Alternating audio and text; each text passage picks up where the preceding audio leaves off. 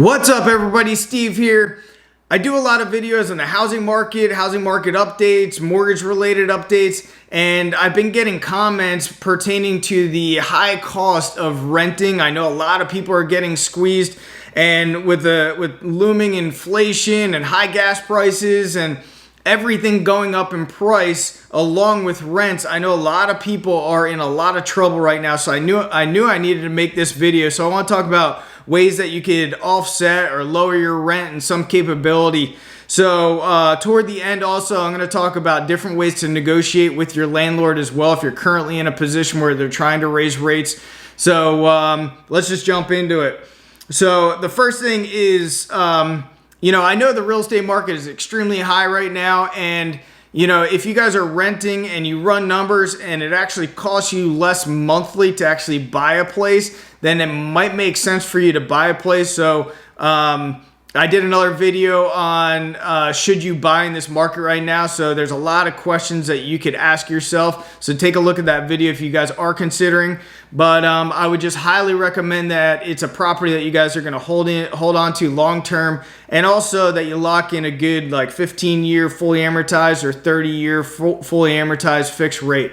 The next thing is, does your job or does your family members or whatever require you to stay in that specific area that you're at right now? I know a lot of places have exorbitant price increases across the board, but I know even here in Southwest Florida, if somebody was able to work remotely, they can move further inland and in the middle of the state in South Florida anyway, and maybe Arcadia or some of these other areas that are not as close to the shoreline, and get a lot cheaper rents out in those areas.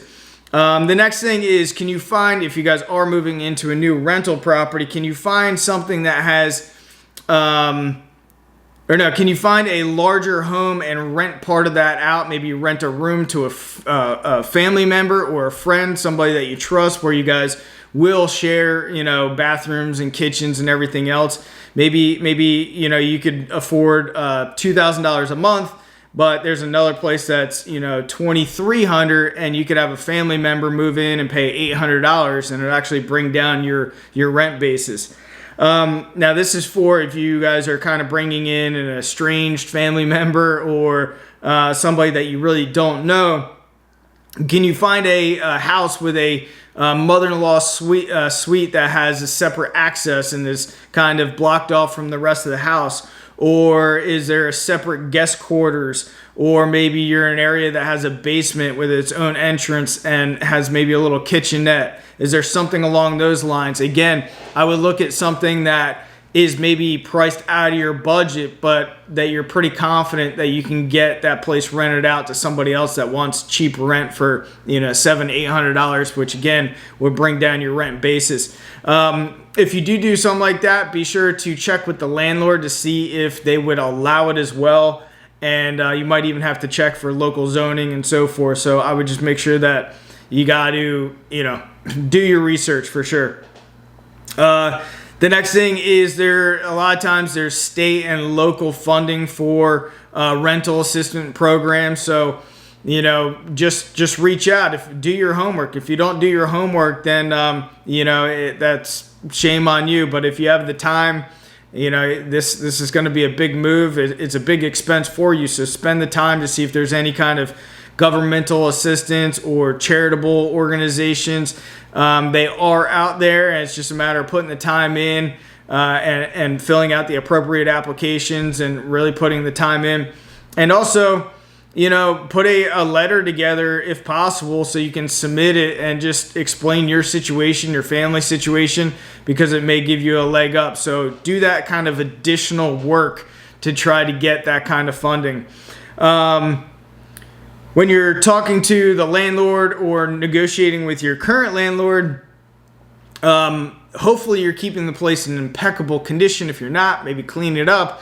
Show pictures of the place that you currently live in, or maybe a video of it. Send that to the landlord. Explain that you're a good tenant, because a landlord, if they got to get a new tenant in there and you move out, odds are, if they're a good landlord, they're going to have to go in there. They're probably going to have to do a little bit of work. They're going to have to do a little bit of painting. They're going to have to do carpet cleaning, some landscaping, whatever the case is.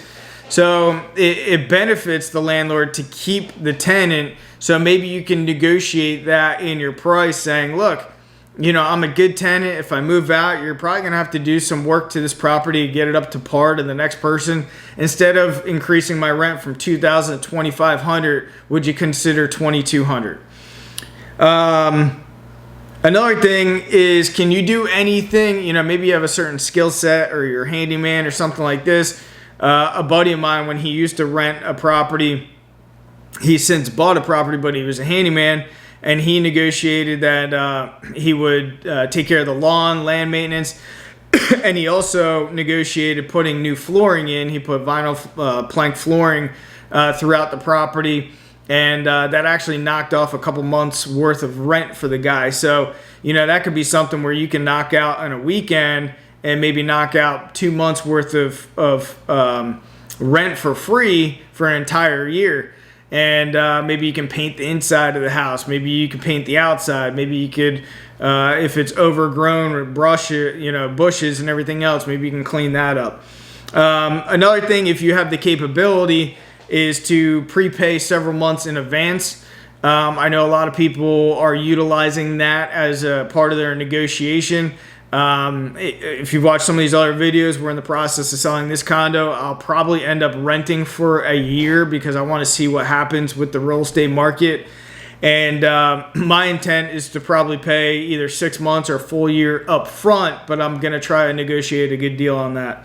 And also, if allowed, can you commit to a longer lease term? I know certain zoning ordinances, certain states have a regulation where it might be, you know, you're capped at 1 year, but can you in fact commit to a longer lease term? And if you can, try to utilize that to your negotiation, because a landlord, in most cases, they want to keep you as a tenant, as previously mentioned. And then also, are there any off-market deals that you can find? You know, you have competition with properties that come to market, obviously, but is there any off-market deals that you can find of smaller mom-and-pop landlords? A lot of times, the smaller mom-and-pop landlords, they're more lenient. They're not really out to gouge people and really to jack up rents on people. They're usually reasonable. Even the other day, we got a call from a landlord who we sold 2 units in a nice complex, and the current rents on those places, I think, are like 26, 27, and they're both paying about $2,000 a month. And they said specifically to us, look, we don't want to gouge these people, but we do want to increase rent, so we're probably going to increase it to like $2,250 instead of going up to 26, 27, where, you know, ultimately they'd probably move out, and then we got to find new tenants, clean the property up, or whatever.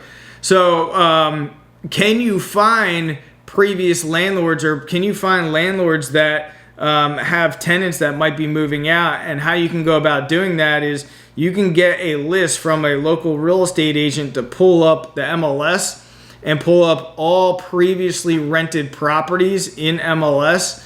And you might be able to knock on some of those doors. You might be able to mail them. You might be able to try to call them. You might be able to drive around, see if there's any signs out front.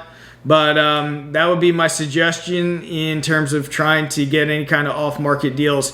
If you guys want more information, more content on the housing market and everything related to updating you there, I appreciate you guys subscribing. If you're a subscriber already, thanks for being here, and I will see you guys on the next one. Thanks for being here.